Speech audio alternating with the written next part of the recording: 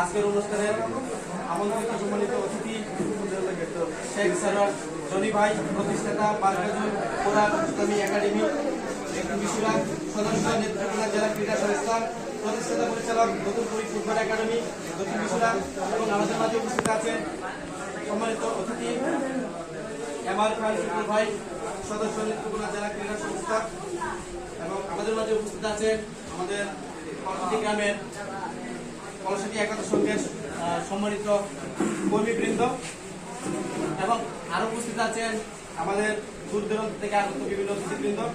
এবং আজকের এই কলসিটি একাদশ সংঘের উদ্বোধনী অনুষ্ঠানের সঞ্চালনায় হিসেবে আছি আমি, রাসেল মিয়া প্রভাষক, পরশুরাম সরকারি কলেজ। উপস্থিত সম্মানিত সকল সভ্যকে কলসিটি একাদশ সংঘের পক্ষ থেকে আন্তরিক শুভেচ্ছা এবং অভিনন্দন জানাচ্ছি।